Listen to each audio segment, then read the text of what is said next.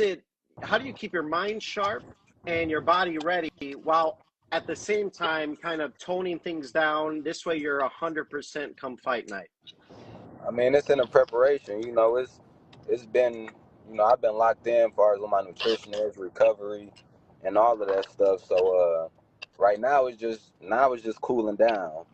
Weight management, and then just making sure I'm taking care of myself as far as recovery and things like that. But it's all in the preparation, months before the fight. So it's just now just staying locked in. So when you come with this a fight against a guy like Gervonta Tank Davis, no one has been able to figure him out. He has found a way to win. He's obviously a knockout artist. How have you been trying to replicate his style in training? What kind of, sparring partners have you been trying to bring in without revealing too much of your game plan?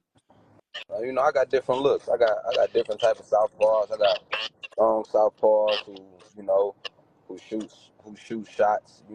Selective shots. I got guys who got a high punch output. That's southpaws. Just different type of styles, man. So, we just gonna be ready for everything he got. We're gonna have an answer for everything he put out. I ain't none of the guys or one of them guys he done fought. So, man, I'm just ready to go out June 15th and show the world what Frank Martin about. Errol, going over to you, how do you assess this matchup, with Tank and Frank going head to head? What have you had any words of advice with Frank, on things to watch out for, especially come fight night? I said that like Tank, he's never fought anybody as skilled and talented as Frank Martin, and Frank Martin never faced anybody as skilled and talented as Tank. So I assess it as, I mean, he has a great coach in Derrick James. Tank has a great coach too, and they're gonna come up with a great game plan. I know Derrick's always looking at film and always studying, so he's gonna be 100% prepared to be in the ring and to teach, Frank what to do right and what to do wrong. And I'm 100% with Frank. Frank been training hard. He been focused. He been going 13 rounds. If you ever been to their gym, you know how hot it is. So it's colder in the gym. So he's definitely been putting work in, definitely been focused, dedicated, hungry. I done ran sprints with him. He's always the leader in the sprints when we're running. So, he's 100% ready, 100% ready to go. And make sure everybody tune in June 15th. They will see a new world champion and a new start to a new era in Frank Martin. Now, we've seen in past, Tank fights where, especially in the first half of fights, he has a very low output with his punches. He's almost seems to kind of calculate his opponent and kind of gather tendencies. And with you, Frank, I mean, you do start quick. You do, start to come at guys and really pounce on them early. Do you think that's going to be an advantage for you going into this fight, or do you think there's something different in play that Tank has? I mean, I feel like we may get a different version of what we normally see in Tank. He might come out a different version of himself, but we've been prepping and preparing for any version of the Tank that come out. So I feel like we're gonna be ready whatever angle he come. If he come with a low output or if he come with a high output punch output, we're gonna be ready for all of it. What would you say, because we know Tank is a huge name in the sport. A lot of people come to see his fights. And with you being his opponent, people are going to see you fight for the first time. What are they going to see from Frank Martin Saturday, June 15th, that this is going to be their first time seeing you? They're gonna see a dog. They're gonna see a fighter who they didn't expect to see certain things from. They're gonna see a shock. I'm gonna shock the world. June 15th. If you shock the world, you beat Tank Davis, what message does that send to the rest of the 135-pound division as well as the boxing world? A new face arrived. At the 135 division. It's a new guy in the front seat. So you know, y'all better they better pick their poison the right way. Now, I asked Errol earlier, because he has been under these bright lights. He's been on these mega events plenty of times before. What have you learned by, being in the background, watching Errol, and now you are in this position with a mega event, with it being the 100th championship fight at MGM Grand? This just really just staying poised, just being in the gym with Earl and just seeing him in his big fights. It's just like you got to just be prepared for the storm. You got to stay calm. You got to be composed, and don't let the lights or none of that blind you. So me just being around him and seeing composed and everything, it just helped keep you level headed and just focus on the game plan. Now, obviously, going into this fight against Tank Davis, there's going to be a lot build up. There was words said at the press conference. I think Tank, and I don't want to quote him word for word, but he was saying more along the lines like, I feel bad that it has to be you for his first fight coming back for this year. What's your response to that when he said that? And what's your thoughts going through your head when you heard him say that? Feel bad for him. It had to be me too. I feel bad for him. It had to be me. Like I told him, I appreciate him taking this fight, but they fucked up taking this one, and that's just facts. Now, the best performance, and I think you also said that this was your best performance, was when I saw you fight Michel Rivera. This was a fight leading up to it. Many people thought two young, talented 135-pounders, it was going to be a 50-50 toss-up fight, and you absolutely dominated it. I think you won every single round, if I'm not mistaken. What was it about that performance that elevated you, and how will you top that performance next Saturday? I work hard. I got a determination, like a determining factor about myself. And then if it's something I want, like I'm gonna work hard towards it, and then get it. And then it ain't nothing like being underestimated. It ain't no better feeling than that. To show up and then show everybody who doubting you, a whole type of different fighter, different everything. Just to open their eyes up. It don't get no better than me going out here and beating a Tank. Like the Rivera fight, I didn't get I got recognition, but not like I'm gonna get, for this fight right here. This the one. Errol, you obviously got Man Down Promotions. You're promoting this incredible event next Saturday alongside TGB Promotions, Samson Boxing, GTV Promotions. What was it about when you were wanting to get in the promotion business and you're like, I need to have Frank Martin. I need to throw my full support behind this guy because he's special. What was it about him that really drew you to him? Just seeing his talent and his abilities in the ring. Like, he was coming to the gym. He was working with their younger brother at first, and just seeing him spar. He was super talented and skilled. And then he was getting a little feisty, and I was like, I'm gonna try him out. And before I signed him, he fought like on 3 cards, on 3 PPC cards.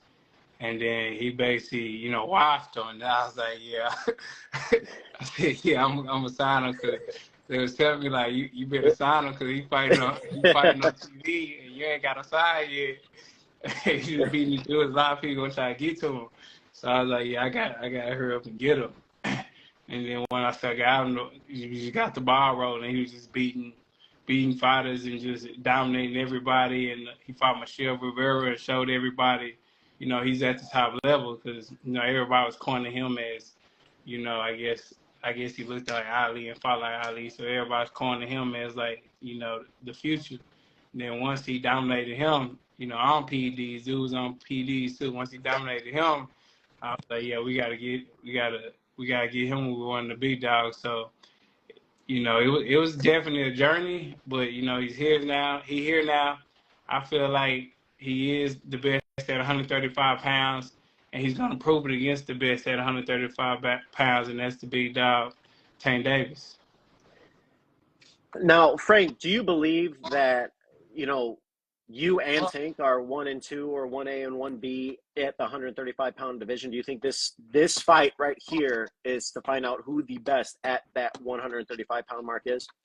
I mean, you know, it's still other fighters at 135. You know, it's still other dogs at 135. This just, you know, it's two top fighters. You know, two real good, strong, explosive, smart fighters going against each other. You know that they ain't doing. A lot of them ain't fighting each other. You know, so this right here just gonna tell who the best out of me and Tank. You know, we ain't gonna say like out of the whole division, but right now this fight about me and Tank, and it's gonna show who the best out of me and him. Now you heard Errol talk about it. You know, you knew he had to have you. You saw the talent you had in the gym. You as the fighter, I mean, when Errol came to you and was like, I want to throw my full support behind you, what was that like for you, seeing a guy like Errol Spence, the accomplishments that he's had, the former unified welterweight champion? I mean, that had to mean a lot to you when he and another thing too, it was, you know, him believing in me too, because I mean, I had no prior past of having fighters, and for him to sign with me and believe in me, you know, that meant a lot too. So I had to make sure that, you know, I take care of him and put him in the best position possible, because I mean, just signing with somebody who never had fighters before, you don't know what's going to happen with this, you know, with this promotion coming with this person. You sign with him and put your trust in him, you know, that meant a lot to me too. So I had to make sure that, you know, I move him how he want to move, and move him accordingly, and move him to the top, which he is now. Frank, what's your response to that? Because I mean, as you heard Errol say, it was a trust that you guys both had in each other to make that move. Yeah, it was like one of them things. You know, I was getting, you know, Earl was getting me fights. You know, on the front end, I fought Jerry Perez for the WB. It was like a title. It was like a ranking belt. I fought for that belt. You know, they was giving me all those type of opportunities without being, you know, on no type of paperwork. You know, and it was on the front end. There was a lot of guys trying to get me to sign and stuff. So they had gave me them opportunities on the front end. So I just felt like that was real on their part. So it was only right on my end. You know what I mean? To rock with them. You know, rock with Earl. You know, just from how they did me on the front end. All right, we got a couple of Q&As from some fans chiming in here. So, Frank, we got one from 831 Leo. Who was the toughest camp to prepare for so far throughout your career? The toughest camp.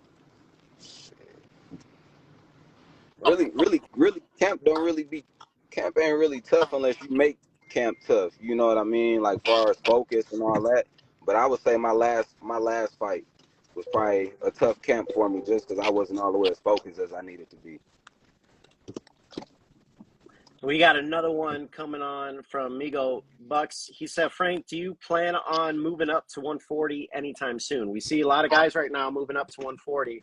Is that in the future for you? Eventually, yeah, I'm setting all the smoke at 140. Everybody done went to 140 now, so eventually, yeah, I'll probably go up to 140. But I wanna get some, you know, give me some shots at 135 first, and then, you know, kind of focus on 140. But right now, we're gonna chill at 135 until I make a little noise, make some noise at 135.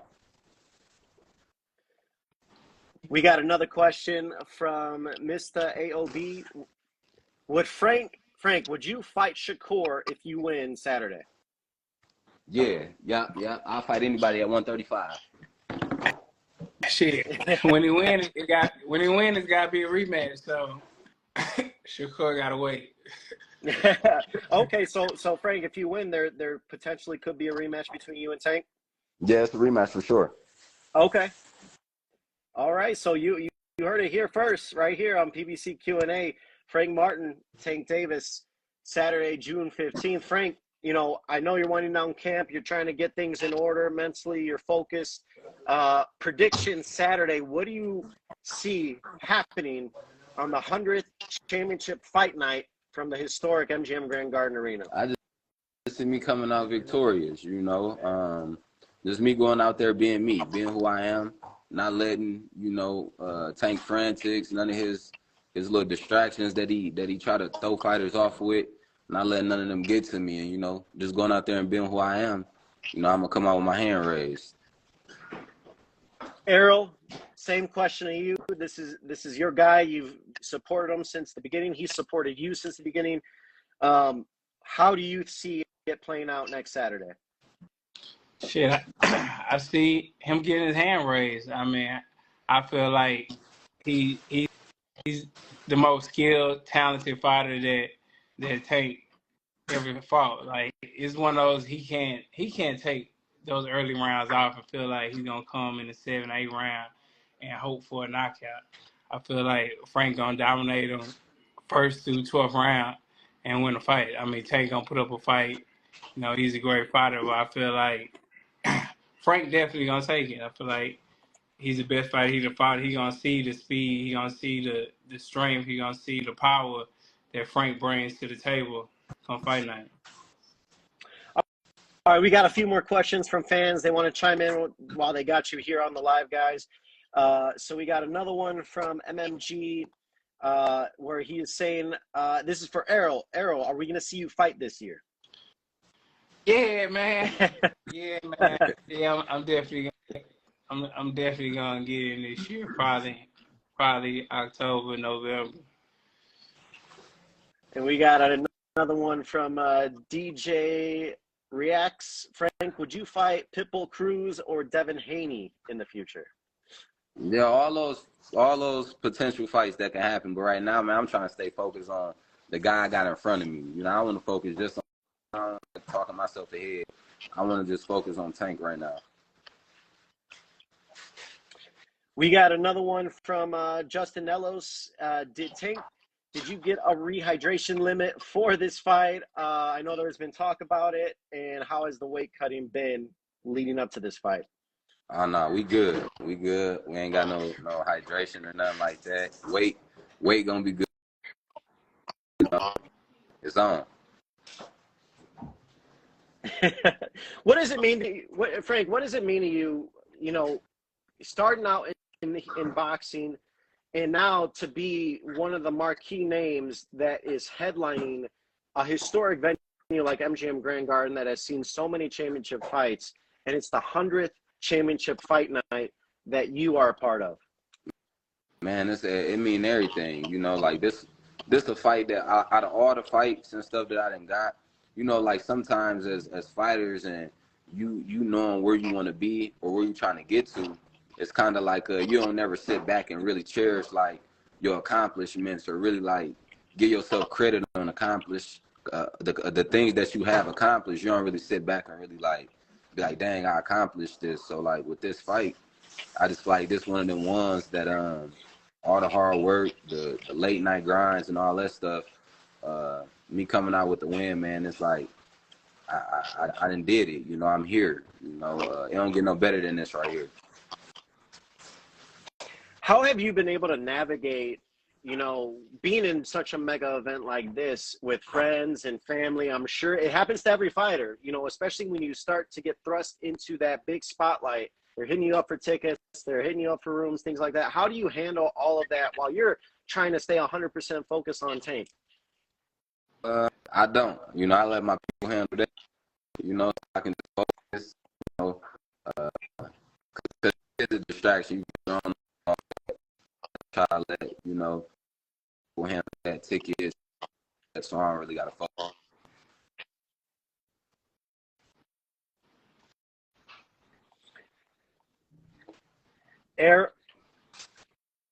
Errol, I know this has been an exciting year, obviously, with your fighter, Frank Martin.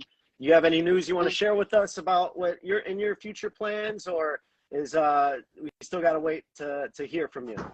Yeah, you gotta wait to hear from me. I'm looking for I'm looking for a coach right now. So yeah, I got a few names in the hat.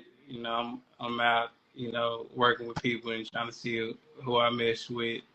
And I have some news real soon. But I try to stay low as possible. So. Oh, we know, we know, Errol, but we're excited. I can't wait for when you drop the news of your next fight night. People are excited to see the big fish again. But first, You got to handle business with your guy, Frank Martin. Frank, next Saturday, June 15th, it's MGM Grand's 100th fight night. You and Tank in the squared ring. You know that it's going to be for the WBA lightweight title.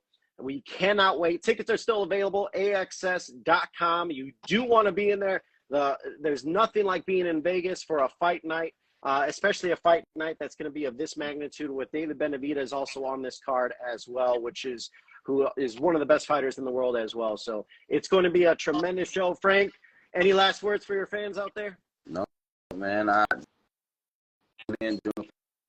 you know, so y'all can see an explosive, good fight. And, you know, y'all will see a new face at the 135 division come June 15th. All right, Errol, any last words for fans and for the fight next week? Everybody pop out and support. Fort Wayne, Indiana, support. Detroit, show love, support. Dallas, Texas, he living here now. So y'all got to show support. Man, it's going to be a great show.